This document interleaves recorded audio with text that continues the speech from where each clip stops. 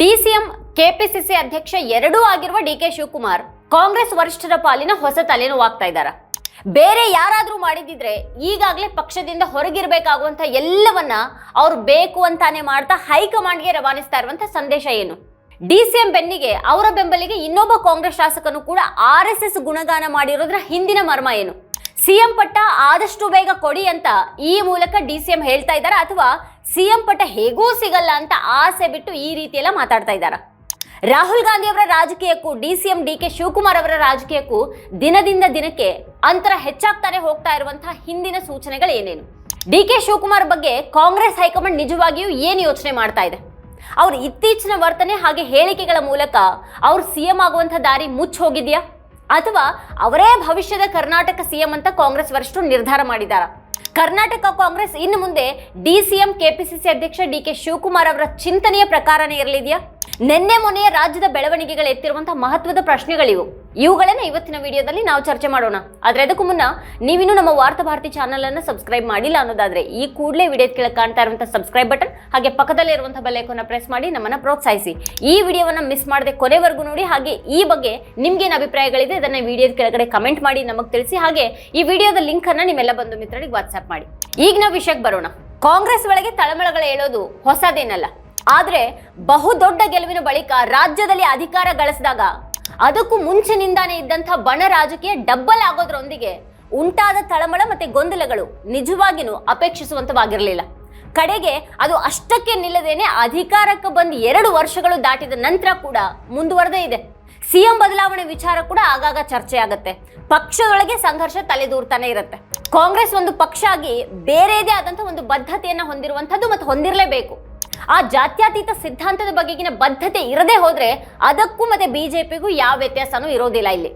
ಮತ್ತೆ ಇವತ್ತಿನ ಸನ್ನಿವೇಶದಲ್ಲಿ ರಾಷ್ಟ್ರ ಮಟ್ಟದಲ್ಲಿ ಕಾಂಗ್ರೆಸ್ ಅನ್ನ ರಾಹುಲ್ ಗಾಂಧಿ ಅವರ ನಾಯಕತ್ವ ಒಂದು ದೊಡ್ಡ ಶಕ್ತಿಯಾಗಿ ಹೊಮ್ಮಿಸ್ತಾ ಇರೋದೇ ಆ ತತ್ವದ ಬಗೆಗಿನ ದೃಢವಾದಂತಹ ಒಂದು ನಿಲುವು. ಈ ಅರ್ಥದಲ್ಲಿ ರಾಹುಲ್ ಗಾಂಧಿ ಅವ್ರದ್ದು ಬಿಜೆಪಿ ಮತ್ತೆ RSS ವಿರುದ್ಧದ ನಿತ್ಯ ಹೋರಾಟ ಇದೆ.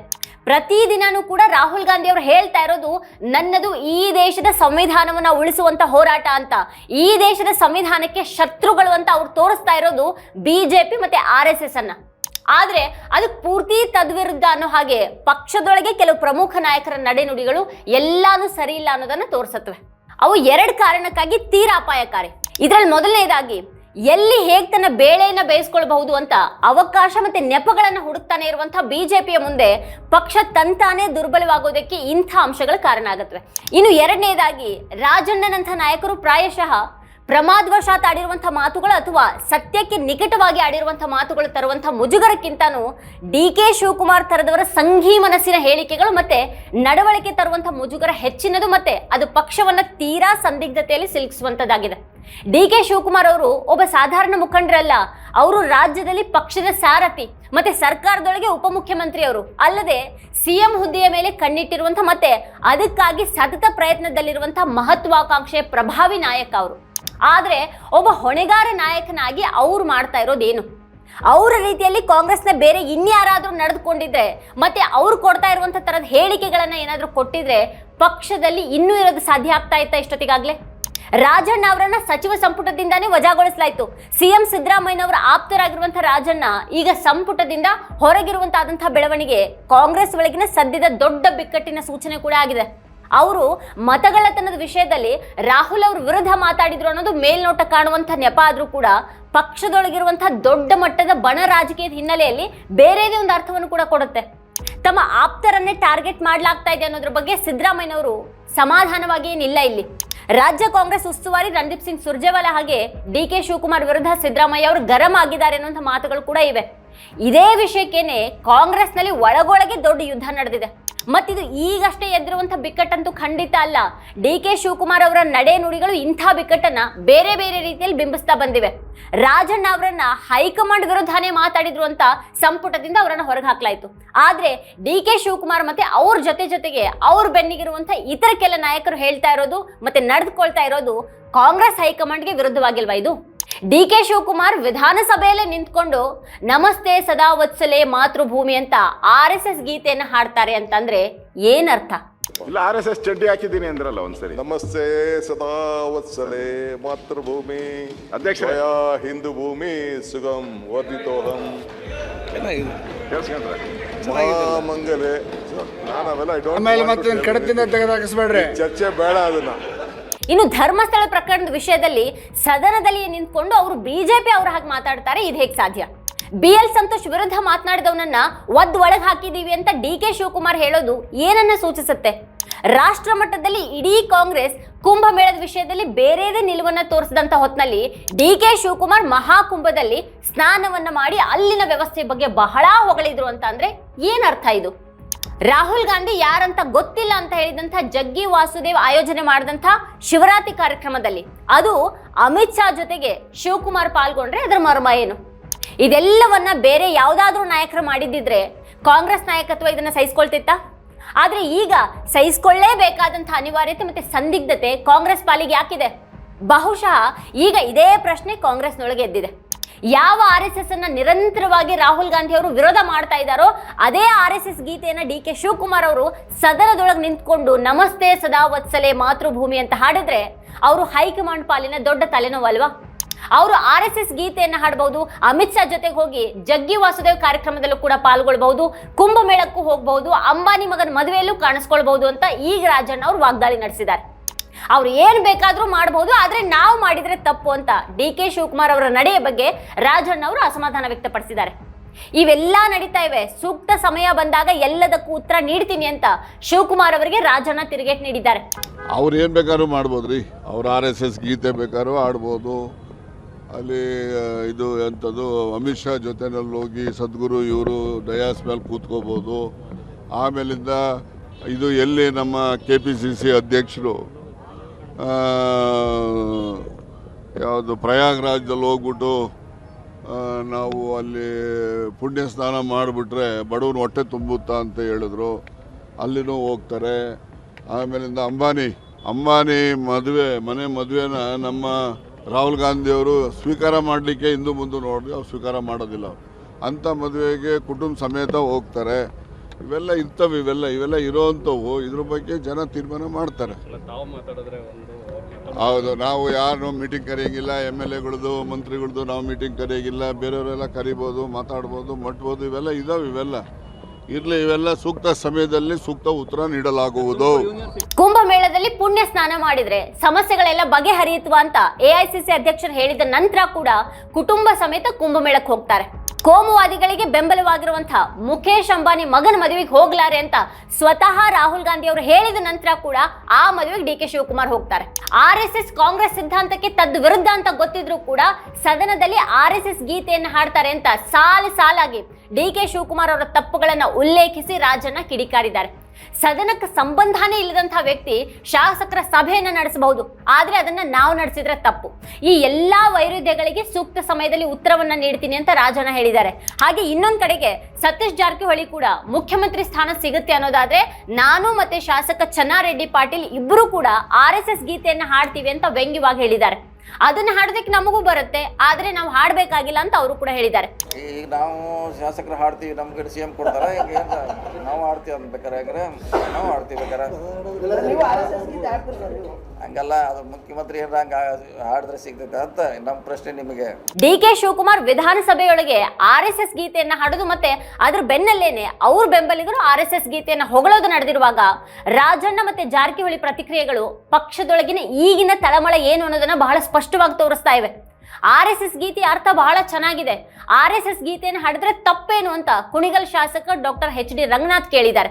ಇದ್ರ ಜೊತೆಗೆ ತಾವು ಕೂಡ ಆ ಗೀತೆ ಒಂದೆರಡು ಸಾಲನ್ನ ಹಾಡಿದ್ದಾರೆ. ಅವರು ನಮಸ್ತೆ ಸದಾ ವತ್ಸಲೆ ಮಾತೃಭೂಮಿ ಅದು ಹಾಡು ಭಾಳಷ್ಟು ಇಂಪಾಗಿದೆ. ಆದರೆ ಏನು ಅಂತ ಅಂದರೆ ಅದರಲ್ಲಿ ನಾನು ಇದು ನಮ್ಮ DK ಶಿವಕುಮಾರ್ ಸಾಹೇಬ್ರ ಹಾಡು ಓದಾದ್ಮೇಲೆ ಓದಿದೆ. ನಾನು ಏನು ಹೇಳುತ್ತೆ, ತನ್ನ ಹುಟ್ಟಿದ ಭೂಮಿಗೆ ನಮಸ್ಕಾರ ಮಾಡಿ ಅಂತ ಹೇಳುತ್ತೆ.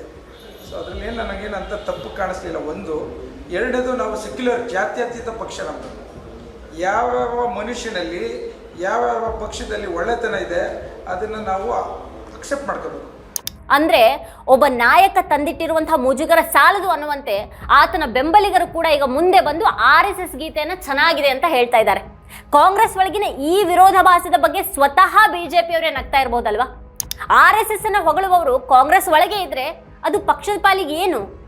ರಾಹುಲ್ ಅಂತ ನಾಯಕರು ಇಂಥ ಅಪಾಯಕಾರಿ ವಿರೋಧಾಭಾಸವನ್ನ ಹೇಗೆ ಎದುರಿಸ್ತಾರೆ? ಈಗ ರಾಜ್ಯದಲ್ಲಿ ಕಾಂಗ್ರೆಸ್ ನಾಯಕತ್ವ ವಹಿಸಿರುವಂತಹ ನಾಯಕನೇ RSS ಗೀತೆಯನ್ನು ಹಾಡ್ಕೊಂಡು ನಿಂತು ಬಿಡೋದಾದ್ರೆ ಅದು ಪಕ್ಷದ ಸಾಂಸ್ಥಿಕ ಮತ್ತೆ ಸೈದ್ಧಾಂತಿಕ ಚೌಕಟ್ಟಿನೊಳಗೆ ತರಬಹುದಾದಂತಹ ಬಿಕ್ಕಟ್ಟುಗಳೇನು? ರಾಜ್ಯದ ಮುಖ್ಯಮಂತ್ರಿ ಆಗೋದಿಕ್ಕೆ ಬಯಸಿರುವ, ಅದಕ್ಕಾಗಿ ಪಕ್ಷದೊಳಗಿನವರ ಜೊತೆಗೆ ಕದನವನ್ನು ಕೂಡ ಮಾಡೋದಕ್ಕೆ ಹಿಂಜರಿಯದಂಥ ನಾಯಕ ಕಾಂಗ್ರೆಸ್ ನಿಲುವಿಗೆ ವಿರುದ್ಧವಾದಂತಹ ಕಾರ್ಯಕ್ರಮಗಳಿಗೆ ಹೋಗ್ತಾರೆ. ಕಾಂಗ್ರೆಸ್ ವಿರೋಧಿ ನಿಲುವಿನವರ ಹಾಗೆ ಅದಕ್ಕಿಂತಲೂ ಹೆಚ್ಚಾಗಿ ಕೋಮುವಾದಿಗಳ ಜೊತೆಗಿರೋರ ಕಾರ್ಯಕ್ರಮದಲ್ಲಿ ಹೋಗಿ ಅದೇ ಬಿಜೆಪಿಯ ಮಂದಿಯ ಜೊತೆಗೆ ಒಡನಾಡ್ತಾರೆ. ಬಿಜೆಪಿ ಮತ್ತೆ RSS ಜನರು ವಿರುದ್ಧವಾಗಿ ಮಾತನಾಡಿದ್ರು ಅನ್ನುವಂಥ ಒಂದು ಆರೋಪ ಹೊತ್ತವರನ್ನ ಒಳಗೆ ಹಾಕಿದೀವಿ ಅಂತ ಹೇಳ್ತಾರೆ. ತಮ್ಮದೇ ಸರ್ಕಾರ ಆದೇಶಿಸಿರುವಂತಹ ತನಿಖೆಯನ್ನೇ ದುರ್ಬಲಗೊಳಿಸುವಂತ ಒಂದು ಹೇಳಿಕೆಯನ್ನ ನೀಡ್ತಾರೆ. ಕಾಂಗ್ರೆಸ್ ಒಳಗಿನ ಈ ಸಂಘಿ ಮನಸ್ಥಿತಿ ರಾಜ್ಯದಲ್ಲಿ ಹೇಗೆ ಅಪಾಯಕಾರಿಯಾಗಿ ಪರಿಣಮಿಸಬಹುದು? ಇದನ್ನ ಪ್ರಿಯಾಂಕ್ ಖರ್ಗೆ ಅವರು ಬಹಳ ಖಚಿತವಾಗಿನೇ ಗ್ರಹಿಸಿದ್ದಾರೆ. ಅವರು ಎಕ್ಸ್ ನಲ್ಲಿ ಈ ಬಗ್ಗೆ ದೀರ್ಘವಾಗಿ ಬರೆದಿದ್ದಾರೆ. ಪ್ರಬುದ್ಧ ಮತ್ತೆ ಸಮೃದ್ಧ ಭಾರತ ನಿರ್ಮಾಣ ಆಗಬೇಕು ಅಂತ ಅಂದ್ರೆ ಭಾರತದ ಪ್ರತಿಯೊಬ್ಬ ಪ್ರಜೆನೂ RSSಗೆ ತಾಕಿದ ಗಾಳಿನೂ ನಮಗೆ ಸೋಕಬಾರದು ಅನ್ನೋ ಒಂದು ಪ್ರತಿಜ್ಞೆಯನ್ನ ಕೈಗೊಳ್ಳಬೇಕು ಅಂತ ಪ್ರಿಯಾಂಕ್ ಖರ್ಗೆ ಅವರು ಹೇಳಿದ್ದಾರೆ. ವಿಧಾನಸಭೆಯಲ್ಲಿ DK ಶಿವಕುಮಾರ್ ಅವರು RSS ಗೀತೆ ಹಾಡಿದ ಬೆನ್ನಲ್ಲೇನೆ ಪ್ರಿಯಾಂಕ್ ಖರ್ಗೆ ಅವರು ವ್ಯಕ್ತಪಡಿಸಿರುವಂತಹ ಈ ಅಭಿಪ್ರಾಯ ಬಹಳ ಮಹತ್ವದಾಗಿದೆ. ಜನಾಂಗೀಯ ದ್ವೇಷ, ವರ್ಣಾಶ್ರಮದ ಕ್ರೌರ್ಯಗಳನ್ನು ಒಳಗೊಂಡಂತಹ ನಾಜುವಾದ, ಮನುವಾದಗಳನ್ನೇ ನರ ನಾಡಿ ರಕ್ತಗಳಲ್ಲಿ ಪ್ರವಾಹಿಸಿಕೊಂಡಿರುವಂತಹ RSS ಅನ್ನುವಂತಹ ವಿಷಕಾರಿ ಸಂಘಟನೆಯನ್ನ ಕಾಂಗ್ರೆಸ್ ಪಕ್ಷ ಯಾವತ್ತಿಗೂ ಕೂಡ ಶತ್ರುವಾಗಿನೇ ನೋಡುತ್ತೆ ಅಂತ ಹೇಳಿದ್ದಾರೆ. ಯಾಕಂದ್ರೆ RSS ಸಂವಿಧಾನಕ್ಕೆ ಶತ್ರು, RSS ಐಕ್ಯತೆಗೆ ಶತ್ರು, RSS ರಾಷ್ಟ್ರ ಧ್ವಜಕ್ಕೆ ಶತ್ರು, RSS ರಾಷ್ಟ್ರ ಗೀತೆಗೆ ಶತ್ರು, ಹಾಗೆ RSS ಏಕತೆಗೆ ಸಾರ್ವಭೌಮತೆಗೆ ಶತ್ರು ಅಂತ ಹೇಳಿದ್ದಾರೆ. ಬಾಬಾ ಸಾಹೇಬರು, ಸರ್ದಾರ್ ಪಟೇಲ್ರು ದಶಕಗಳ ಹಿಂದೆನೆ RSS ಕುರಿತು ನಿಷ್ಠೂರವಾಗಿ ಎಚ್ಚರಿಕೆ ಸಂದೇಶವನ್ನ ನೀಡಿ ಹೋಗಿದ್ದಾರೆ.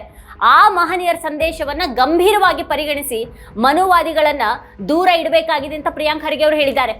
ಬ್ರಿಟಿಷರ ಜೊತೆಗೆ ಕೈ ಜೋಡಿಸಿ ಭಾರತ ವಿರೋಧಿಯಾಗಿ ನಡ್ಕೊಂಡಿದ್ದಂತಹ RSS ಸ್ವತಂತ್ರ ನಂತರ ಐಕ್ಯತೆ ವಿರೋಧಿ ಚಟುವಟಿಕೆಗಳನ್ನು ಇನ್ನಷ್ಟು ಹೆಚ್ಚು ಮಾಡಿತು.